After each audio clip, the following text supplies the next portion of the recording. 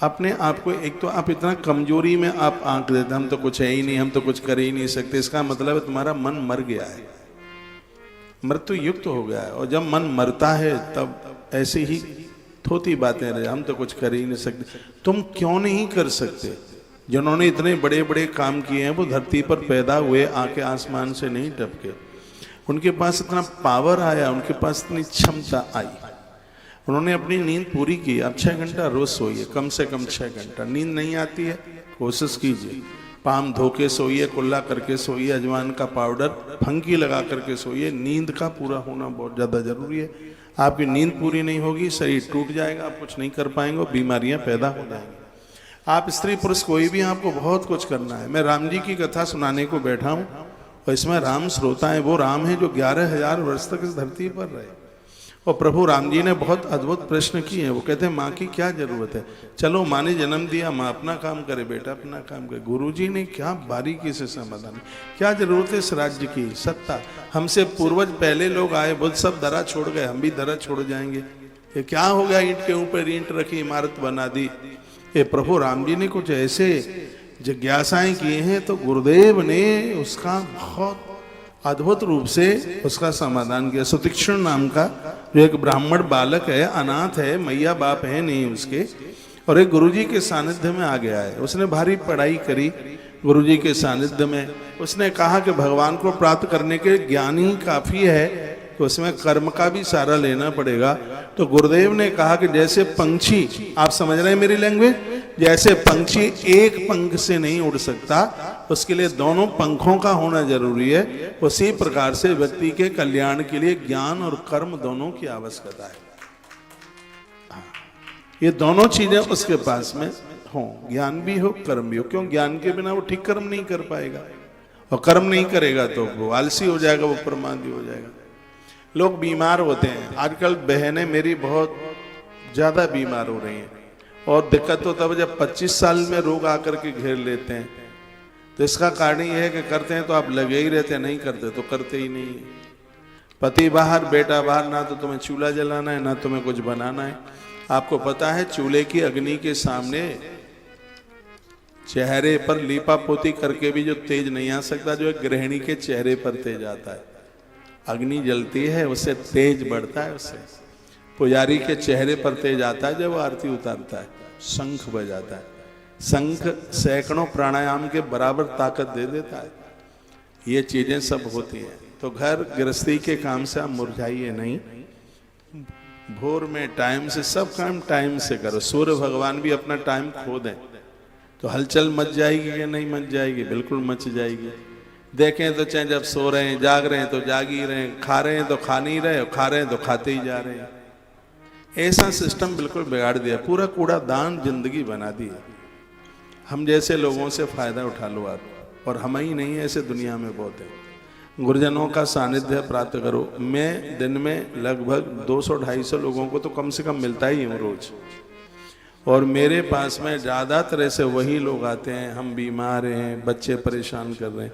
बच्चा परेशान कर रहे हैं तो कुछ दिन वृंदावन रह के चले जाइए। बच्चे तो सबके तुमने भी किसी को परेशान किया होगा तो तुम्हें परेशान कर रहे हैं, और कोई किसी को परेशान नहीं कर रहा है। सुख और दुख आज ही मैंने बोला है, सब मन की सोच है।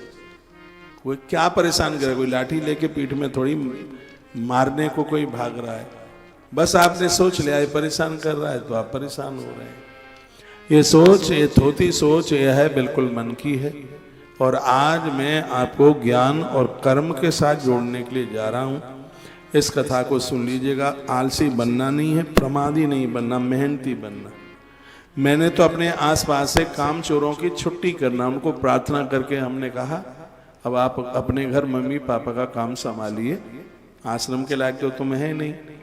हाँ, खाओगे 500 का काम नहीं करोगे 5 रुपए का भी। तो ऐसे निठल्लों को पाल करके उन सांपों को दूध पिला करके करोगे क्या? जो कुछ करते ही नहीं है, कुछ धरते ही नहीं है। आपके पास भी ऐसे कामचोर कर्मचारी हैं, इनकी छुट्टी करो बिल्कुल जल्दी, बहुत जल्दी करो। ये टिकने नहीं चाहिए, ये धक्के खाते ही घूमते रहेंगे।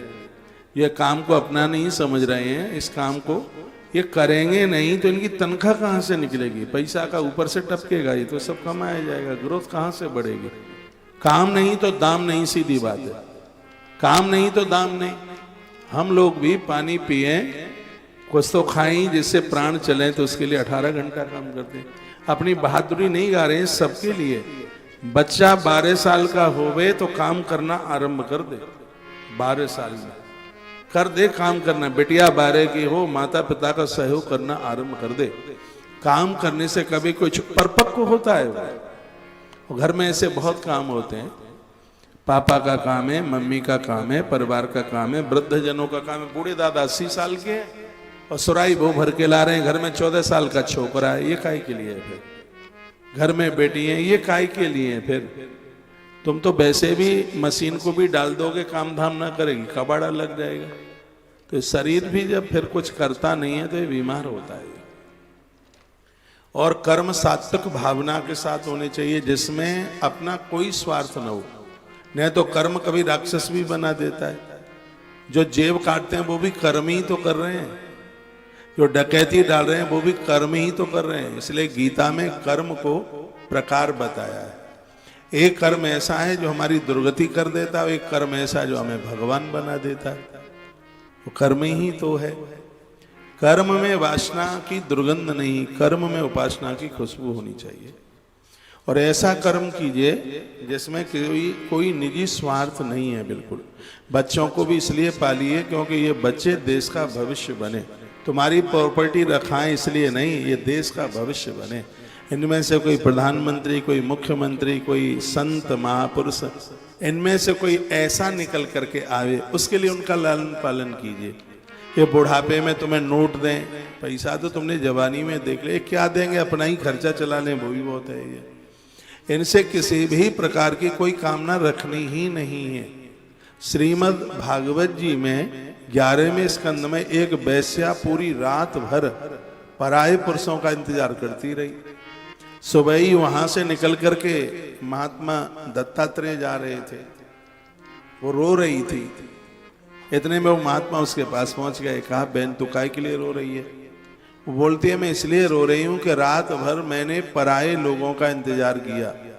ये रात मैं अपने भगवान को दे देती तो मेरा कल्याण हो जाता। दत्तात्रेय ने उसे अपना गुरु मान लिया। 24 गुरुओं में उसकी गिनती हो गई है। संसार में सिखाने वाले लोग चौराहे पर खड़े हुए हैं और आप ऐसे ही कह करके अपना टाइम निकाल रहे हैं। कल सीख लेंगे, कल से, ये कल ही कल में चला गया टाइम, बिल्कुल चला गया। ये कल तो कभी आने वाला नहीं है। काल करे सो आज कर, आज करे सो अब, पल में पलने होएगी, बहोरी करेगा कब। आक्रमण मत बनिए, आलसी प्रमादी मत बनिए, होनहार बनिए। आप देश के आन बान और शान, देश आपसे ही तो चमकेगा। मन मजबूत करोगे तो आपके काम करने की क्षमता बढ़ेगी। ज्ञान युक्त कर्म करना है, इसी के ऊपर ये पूरा ग्रंथ है। सुतीक्षण ने पूछा था, गुरुदेव मोक्षस कारणम कर्म ज्ञानम व मोक्ष साधनम, कर्म से ही हो जाएगा मोक्ष के उसमें ज्ञान की भी जरूरत है? ज्ञान से ही मोक्ष हो जाएगा या उसमें कर्म की भी जरूरत है?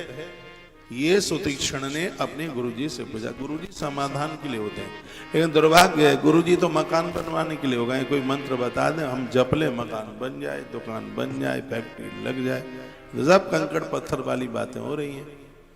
गुरुजी तो हमें भगवान बना देते हैं, अपने से ऊपर बना देते हैं। और याद रखना, जिस गुरु ने अपने शिष्य को जीना सिखा दिया, इससे बड़ी कोई अमानत नहीं, इससे बड़ी कोई संपदा ही नहीं है। हाँ, जिनको एक बेटा है वो बड़े दुखी है, जिनको 4 है वो भी बड़े दुखी है। एक इसलिए, एक वाल इसलिए दुखी है, छोड़ के चला जाए, कल जाए तो आज चला जाए। ये नहीं था तब भी तो तुम जी रहे थे। है? इन महात्माओं को कोई घर गृहस्थी नहीं है, तुमसे बढ़िया जीवन जीते हैं पूरी दुनिया उनके। तुम्हें तो एक भेजे में कह दिया है, लड़का नहीं होगा तो विमान नहीं आएगा लेने के लिए। तो इससे करे महात्मा मर के भूत बन रहे होंगे। इनको तो कोई संतान नहीं, सब दुनिया उनकी है। ऐसी दिमाग में, माथे में बात बिठा दी है, एक बेटा तो चाहिए, बेटा नहीं होगा। मैं भी चाह रहा हूं आपके वंश वृद्धि के लिए एक बेटा हो, लेकिन ये बहुत बड़ा अज्ञान है कि छोड़ देगा तो हमारा क्या होगा। ये नहीं था तब भी तुम जी रहे थे, और ये नहीं होता तो भी तुम जीवन ऐसे ही फर्स्ट क्लास बढ़िया वाला जीवन जीते। ये अज्ञान है, हर समय वो चलता रहता है। इसकी शादी कर देंगे, अपनी बहू को लेकर के दूर हो जाएगा, हो जाए ठीक तो है ना, बढ़िया है, दूर हो जाएगा, आराम से वृंदावन आओ, हरिद्वार जाओ, हैं घर में सूरत में मरो के बंबई में मरो, उससे तो बढ़िया हरिद्वार में ही प्राण निकल जाए, ठीक है ना, वृंदावन में निकल जाए, तकलीफ क्या है। और योग वासिष्ठ रामायण हमें मरने से निडर करती है। इसमें तृष्णा की बात कही गई है, ये भी बहुत बड़ी तृष्णा है, कहे कि हम मरेंगे, हम मरेंगे, यही बोलते रहते हम मरेंगे मरेंगे मरेंगे, हम भी तो मरेंगे, सब मरेंगे, जो आया वो सब मरेगा।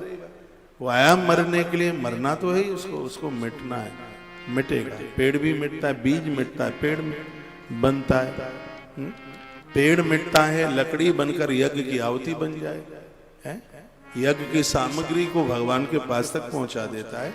तो आप भयभीत क्यों, आप डर क्यों रहे। मैं योग वासिष्ठ रामायण इसलिए सुना रहा हूं क्योंकि लोग बहुत भयभीत हैं, वो डर रहे हैं, बच्चे छोड़ देंगे फिर क्या होगा, बेटी विवाह के लायक हो रही है, पता नहीं कैसे घर में जाएगी। तो भगवान तुम ही हो ना, तुम ही इंद्र के घर पहुंचा देंगे उसे, सब कुछ तुम ही कर देंगे, वो तो कुछ करेगा ही नहीं।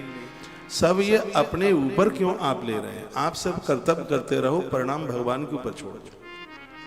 आप परिणामों को घोषित करने वाले हैं ही नहीं। हम लोगों ने एग्जाम दिए, हमारे पास अधिकार होता तो हम 100 में से 80 नंबर लाते नहीं, 100 में से 100 लाते। हम 80 क्यों लाए, पेपर हमने दिया, कॉपी हम जांचेंगे, हम तो 100 में से 100 ही लेंगे, लेकिन वो हमारे बस में नहीं है। एग्जाम देना, प्रकृति में कर्म करना तुम्हारे बस में है, परिणाम तुम्हारे बस में नहीं है। परिणाम दूसरे के हाथ, दूसरे क्या, परिणाम ईश्वर ने अपने हाथ में लिया। रामायण कहते हैं हानि लाभ जीवन मरण जस अपजस विद्या, ये चीजें हैं भगवान ने अपने हाथ में ली हैं। तो आप क्यों रो रहे हैं। जाई बिद राखे राम ताई बिद रही है, वो जिसमें रखना चाहता है, वैसे आप जी क्यों नहीं रहे।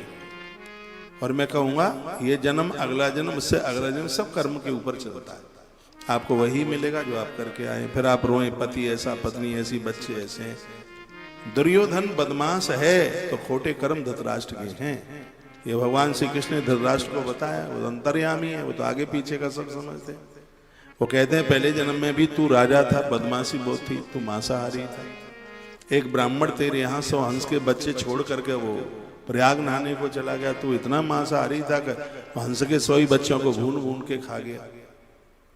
जब उसने आकर के मांगे तो तू झूठ भी बोला, और तूने कहा कि बीमारी फैली थी तो बच्चे मर गए। तो वही हंस के 100 बच्चे तेरे 100 लड़के बन के आए, वो तुझसे बदला ले रहे। प्रकृति तो बदला लेगी।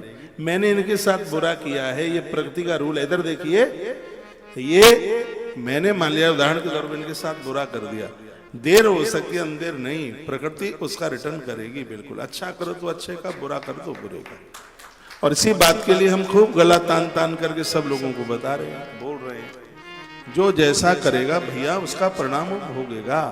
तो यहाँ रिश्वत तो चलती नहीं, ईश्वर के दरबार में कुछ रुपया दे दो, थैला भर करके सब कटौती हो जाए, ऐसा तो होता नहीं है। तो इसलिए कर्म बेकार करें ही क्यों। कर्म हमारा अच्छा कुल के पाप को धोता है, और सामरिया का प्रेमी होकर फिर तू क्यों रोता है। भजन कर, उसका स्मरण कर, उसका नाम लेकर के काम कर। जब भी तो काम करे तो कहना भगवान मुझसे ऐसा कराइए जिसमें इस प्रकृति के लिए मुझसे कोई घाटा ना हो। ऐसा धन मत अरोड़ना जिससे दूसरे का नुकसान हो। ऐसा कोई काम करना नहीं है जिससे प्रकृति का नुकसान हो। ऐसा कुछ नहीं है, भूखे बैठे रहना। कल मरे हम, आज मर जाएंगे, लेकिन गलत नहीं करेंगे। गलत तो गलत ही है। और ऐसे लोग अमर हो जाते हैं। किसके लिए आप कर रहे हैं। क्या ये मरने के बाद तुमसे बात करने के लिए जाएंगे, पूछेंगे पापा कैसे हो, मम्मी कैसे हो, दुखी तो नहीं हो। ये तो कोई हालचाल, इनका तार टेलीफोन तो कुछ जाएगा ही नहीं, ये वहां तक पहुंचेंगे नहीं जहां पहुंच गए। तो एक थोड़ी सी जिंदगी के लिए जो अपराध कुकर्म किए जाते हैं, गलत काम किया जाता है, क्यों किया जाता है। महात्मा बुद्ध ने भी बहुत अच्छी बातें कही थी। मैं आज आप सबके बीच में निवेदन करना चाहूंगा, टेंशन मुक्त। आप कहेंगे कि कहने में और करने में लगता है, आपका तो यही जवाब होगा, बोले आप तो अपनी मस्त जिंदगी जी रहे हैं, तो आप क्यों नहीं जी रहे हैं, हम जी रहे हैं। तो क्या हमारे पास जिम्मेवारियां नहीं है, आपसे ज्यादा जिम्मेवारी। सुबह जगते हैं, जब तक सो नहीं जाते तब तक चिमटी से चमड़ा खींचने वाले आ ही जाते हैं, महाराज जी तब से पेमेंट नहीं हुआ, तब से नहीं हुआ। कोई हरे चारा वाला आ रहा है, कोई खल वाला आ रहा है, वो इंतजार करते रहते हैं कि बस अब आने, बाबा अब आएगा, बिल्कुल तैयार। इन्हें ऐसे खुशबू कहीं से आ जाती है, मैं बाद में पहुंचता हूँ 10-5 बैठे हुए मिलते हैं पहले से तैयार। तो ऐसा नहीं है, जवाबदारियां नहीं है, जिम्मेवारियां नहीं है, हमें हर समय हम मुस्कुराते हुए देखते रहेंगे। बस अंतर इतना है, आप अपने लड़के बच्चों के लिए कर रहे हैं, हम परमार्थ के लिए कर रहे हैं। आपको ये लग रहा है कि हम कर रहे हैं, हमें ये लग रहा है कि भगवान करा रहा है, बस इतना सा ही है। पंखा कभी रोता ही नहीं है, चालू हो जाए तो खुश और बंद है तो भी खुश है, उसे कोई दिक्कत ही नहीं है। ये घूमेगा, घूम रहा है, लाइट चली जाए तो बंद हो जाएगा, इसे कोई दिक्कत ही नहीं है कि मैं क्यों चल रहा हूं, मैं क्यों बंद हो रहा हूं, वो जाने। हाँ, वो तो अपना काम कर रहा है, पीछे से पावर है, घूम रहा है, चला गया पावर तो बंद है, वो पावर दे रहा है, काम करते रहेंगे। जिन पावर खींच लेगा तो पंखे की तरह बंद हो जाएंगे। तेरी इच्छा की बात है, हमसे काम लेना चाहता है तो दे पावर, घुमा हमें, ये उसके ऊपर छोड़ दिया है, करंट उसके ऊपर है। हम काहे को चिंतित हो, यदि उसे हमसे काम लेना है तो 1000 बार ताकत वो दे हमें। जब तक घूम रहे हैं घूमेंगे, बिल्कुल घूमेंगे बिल्कुल, और लेकिन जब वो अपना पावर खींच लेगा तो हम बंद भी हो जाए तो हमें कोई टेंशन ही नहीं है बिल्कुल भी। ऐसी मस्त भरी जिंदगी एक दीदी तो मुझे कितना बढ़िया तरह से सुन रही है, सामने से, ठीक सामने मेरी बहन चश्मा लगा करके, मेरे स्टाफ वाली है, चश्मा लगाई है, सुन रही है। और मैं कहूँगा, निवेदन करूँगा, ये बातें आपके बहुत काम आएंगी। आप बहू से दुखी हैं, आप बच्चों से दुखी हैं, यहाँ तक 7 भामर जिसके संग पड़ी, आप अपने आदमी से दुखी हैं। इस संसार को कोई संतुष्ट नहीं कर सकता, और जिन दिन ये संसार संतुष्ट हो जाएगा उस दिन ये संसार संसार रहेगा ही नहीं। जो असंतुष्ट है इसलिए तो इसका नाम संसार है। यदि ये जिस दिन संतुष्ट हो गया ये ब्रह्मलोक बन जाएगा, और यही ब्रह्मलोक बन जाएगा तो फिर उस लोक की क्या जरूरत पड़ेगी। तो इसको तुम संतुष्ट नहीं कर पाएंगे। बच्चों के लिए, परिवार के लिए, खानदान के लिए, किसी के लिए भी कितना भी कर लेना, यही कहेंगे कुछ नहीं किया, बस पापा ऐसे ही अपना जीवन जी के चले गए।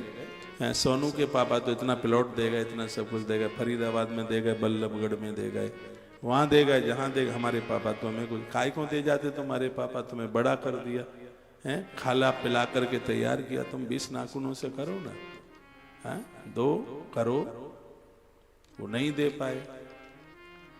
लेकिन उन्होंने ठगियाई नहीं की, उन्होंने कुछ बुरा काम नहीं किया, उन्होंने इज्जत कमाई, लोगों के बीच में उनकी इज्जत। बच्चे तो चाहते हैं बदनामी भले ही हो जाए, लेकिन सोनू के पापा ने जो कमाया वो प्रॉपर्टी पापा हमें भी देके जाते। युवा भाई मुझे सुन पा रहे होंगे, अपने पापा को बोलिए हम संतुष्ट हैं। गलत पापा बिल्कुल नहीं करना, रिश्वत लेना नहीं है, हम संतुष्ट हैं, हमें नहीं चाहिए, हम 20 नाखूनों से कमाएंगे। बेटियां कह दें पापा कहीं कुछ डग्गेमारी करनी नहीं है, कहीं कोई दलाली करनी नहीं है, जो आप दे देंगे हमारे विवाह में वो सब ठीक है, जो आपने मेरे लिए बर खोजा है वो मेरा पालन करेगा ना, हाँ वो मेरी व्यवस्था करेगा। आपने मुझे 25 साल 20 साल पाल पोस करके बड़ा कर दिया, आपको टेंशन नहीं करना है। और बेटियां ऐसा बोलती, आजकल बेटियों ने तो कुआरे में भी अपने घर को संभाल लिया। लोग कहते हैं कि अविवाहित जीवन में बेटियां इतना घर के लिए काम कर रही हैं, माता पिता को बड़ा अपराध। क्यों अपराध लगेगा, काय को? क्या द्रौपदी ने नहीं किया कुआरे में काम? क्या माता जानकी ने? मैंने तो पूरी लिस्टें इनकी पढ़ रखी। माँ कुंती इतनी कमेरी थी, इन्होंने क्या काम नहीं किया? अब माँ कुंता को आप पढ़िए, कौन कहता है कि अविवाहित जीवन में बेटियां घर में काम कर दी तो उन्हें अपराध लगता है? अपराध लगता है वो कर्म युक्त बनती हैं, वो क्षमता उनकी बढ़ती है काम करना।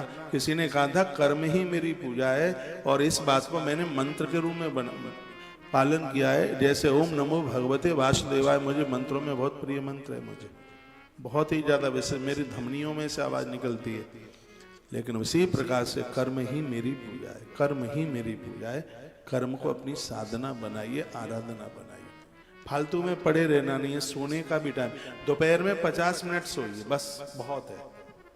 1 घंटे से कुछ मिनट पहले, इतना तो हमारा आयुर्वेद भी बोलता है। अभी गर्मी का समय, घंटा 1.5 घंटा विश्राम कर लीजिएगा, इतने से ही पूरा है। और दिन में ज्यादा सो लोगे तो रात में आप नींद नहीं ले पाओगे, सो नहीं पाओगे, तो फिर रात का वो जागना हानिकारक हो जाएगा।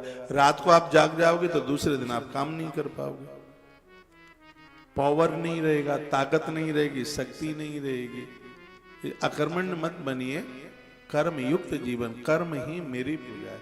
बच्चा 12 साल का हो गया है तो ये संस्कार उसके अंदर डाल दो।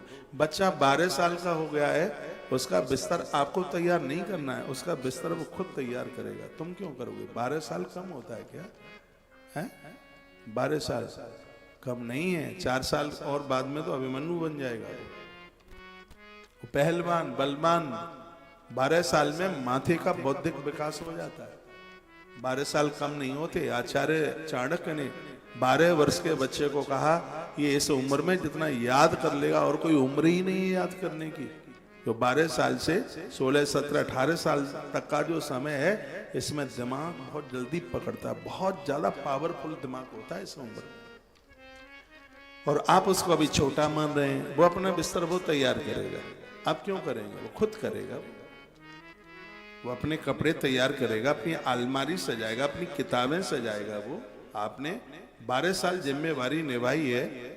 और मुझे पंछी बहुत अच्छे लगते हैं, उनके बच्चों को पंख आ जाते हैं तो वो निश्चिंत हो जाते हैं।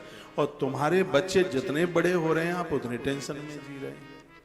नहीं तो बच्चे बड़े हो तो आपका टेंशन कम होना चाहिए, खत्म होना चाहिए।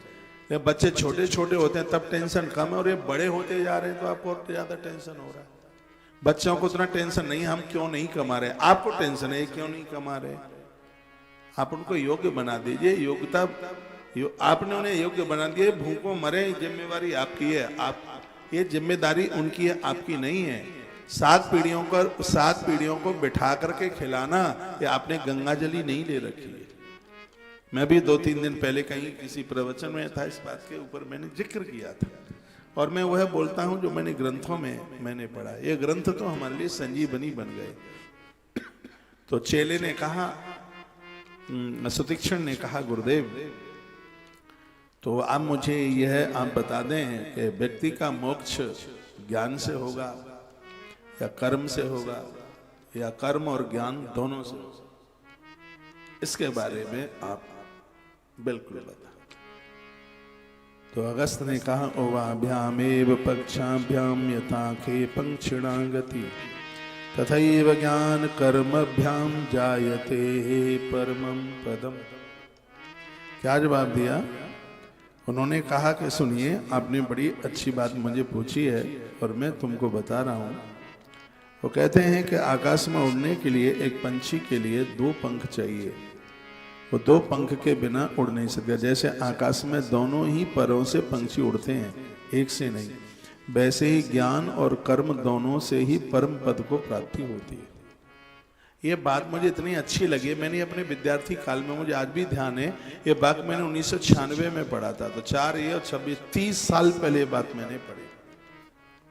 1996 मैंने बड़ी बड़ी हेडिंग लगाई। बहुत कम उम्र होती थी मेरी, समझदारी थी।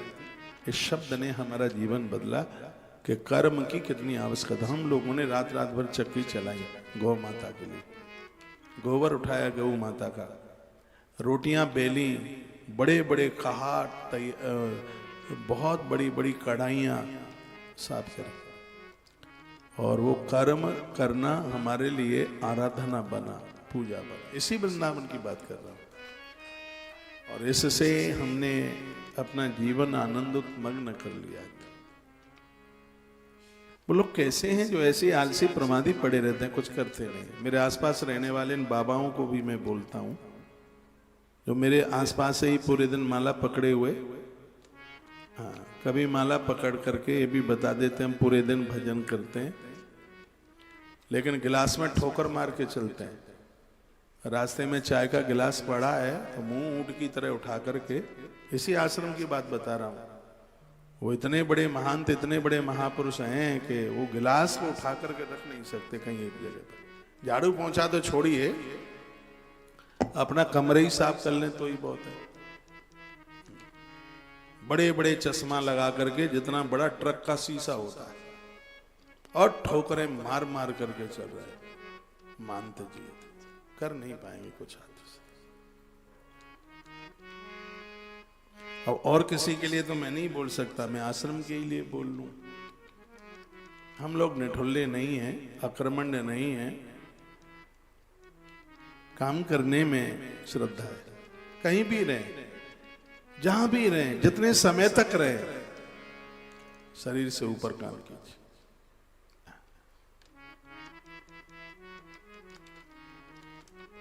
खाली माला पकड़ लेना, कुछ नहीं करना, ये मुझे ढोंग के अलावा और कुछ नहीं दिखता।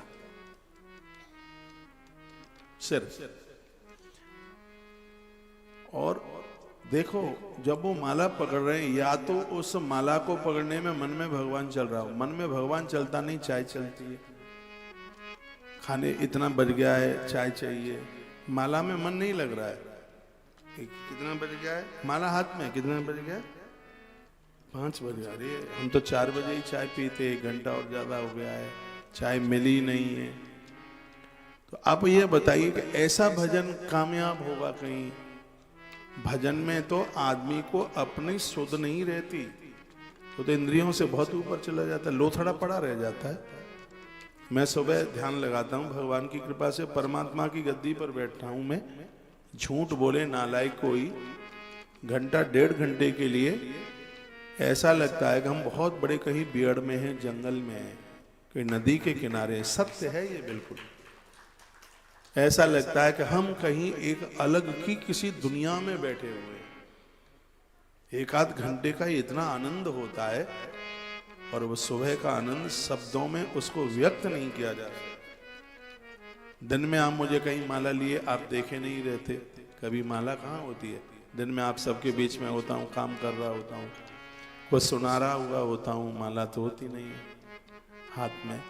लेकिन एक भी क्षण ऐसा नहीं होता तो मेरा गुरु मंत्र न चलता हो। मेरे गुरुजी महादेव हैं, तो मुझे मंत्र किसी इंसान ने नहीं दिया है, मुझे मंत्र मेरे महादेव ने दिया है, मेरे भगवान ने दिया है। उनकी बड़ी कृपा है उनकी, वो विस्मृत नहीं होते हैं। बहुतों को भगवान तस्वीर देख करके याद आते हैं, और बहुतों के जीवन में से तस्वीर हटती ही नहीं है, तो दिमाग के ऊपर तस्वीर बन जाती है। जैसे पानी में से बर्फ बनती है, उसी प्रकार से श्रद्धा पानी की तरह है, जमी हुई बर्फ वही भगवत स्वरूप है। पानी में से, पानी के बिना बर्फ नहीं बनेगी, कभी नहीं बनेगी, तो श्रद्धा के बिना भगवान की मूर्ति भी कभी नहीं बनेगी। चाहे जितना करते रहिए, माला पकड़ लो, खूब बड़ी, इतनी बड़ी पकड़ लो यहां से आपके पास तक। हाँ, जैसे पानी के बिना बर्फ की कल्पना भी नहीं की जा सकती, श्रद्धा के बिना, आचरण के बिना, विश्वास के बिना उस ईश्वर की कल्पना भी नहीं की जा सकती। तो हमारे जीवन में ढोंग नहीं, दिखावा नहीं, वास्तविकता होनी चाहिए। और असली चीज हमेशा महंगी बिकती है। बाजार में दोनों असली और नकली दोनों चीजें मिलती हैं, उनके रेट में बहुत अंतर होता है, और कभी कभी तो 5 और 75 का अंतर हो जाता है। असली 75 में, नकली 5 रुपए में मिलती है। ये हमारी जीजी चश्मा लगाई है, ये ठीक सामने माई हमारी, ऐसा चश्मा 100 रुपए में भी मिलता है, और ऐसा चश्मा 5000 रुपए में भी मिलता है। हाथ में लेके आप देखोगे एक ही जैसा लगेगा, लेकिन असली की गुणवत्ता, असली 5000 का मिलता है और नकली 100 का मिलता है। मैंने 100 का खरीदा है, इसलिए मुझे मालूम है 100 रुपए का। तो मुझे किसी ने कहा आप इतने बड़े आदमी दिख रहे हैं और चश्मा आप 100 का खरीद रहे हैं। मैंने कहा मुझे इसकी जरूरत नहीं है। तो क्यों ले रहे हैं? कहा ये लड़का ये कह रहा है महाराज ये काला चश्मा लगा करके फोटो खिंचवा लो। ये सिर्फ फोटो खिंचवाने के लिए है, मुझे इसकी जरूरत नहीं है इसकी। तब हमें पता लगा ये 100 का भी। मेरे साथ में और थे, एक आचार्य थे, उनको हमने पूछा आपका चश्मा कितने का? बोलते हैं मेरा चश्मा 2400 का है। वो बोले तो असली नकली में फर्क ना हो, ऐसा तो बिल्कुल हो ही नहीं सकता। हमें और आपको नकली तो बनना नहीं है, असली कर्म ही मेरी पूजा है। और अपने कर्म के ऊपर विश्वास कीजिए। और कभी किसी को, मेरा निवेदन है आज के बाद कभी अपने पति को ये ना कहोगे कि आपने हमारा जीवन बर्बाद कर दिया है। पत्नी को कभी ये नहीं कहोगे आपने हमारा जीवन बर्बाद कर दिया। रामायण में जानकी माता ने कहा था वो सोने का मृग लेके आ जाओ, सीता माई ने ये कहा। राम जी चलो मृग के पीछे चले और पूरी घटनाएं मृग के ऊपर ही घट गई। वो जानकी का हरण हुआ, रावण के साथ युद्ध हुआ। पूरे जीवन काल में कहीं ये लिखा नहीं मिला कि प्रभु राम जी ने ये उलाहना दिया हो कि जानकी यदि तुम मृग के पीछे मुझे जाने के लिए न बोलते होते तो ना भाई को शक्ति लगती, ना तुम्हारा हरण होता, ना हमें इतने पापड़ बेलने पड़ते। कहीं नहीं कहा। लेकिन तुम दोनों आपस में सिर्फ उलाहने के अलावा दिन में कोई पंचायत नहीं है। तुमने ऐसा कर दिया, तुमने ऐसा कर दिया। पूरा जीवन, जिंदगी के 70 साल इसी में निकलते हैं। तुमने ऐसा कर दिया, आप मुस्कुरा रहे हैं क्योंकि इस क्लास के स्टूडेंट आप भी है कि तुमने ऐसा कर दिया, तुमने ऐसा कर दिया, वैसा कर दिया, ऐसा कर दिया, तुमने ऐसा कर दिया। इस आश्रम में अच्छे काम करते करते कभी नुकसान भी हो जाता है। हम कभी किसी को बोलते नहीं है कि तुमने ऐसा कर दिया, क्योंकि हर व्यक्ति कुछ अच्छा करने के लिए ही कोशिश करता है। तो उसके दो पहलू हैं, कभी हो जाता है, परिणाम में विपरीत होता है। तो हमारी और आपकी जो शक्ति है ये गलत सोचने के लिए नहीं है, उसको अच्छी खपत में, उसकी अच्छी जगह उसको लगाइए।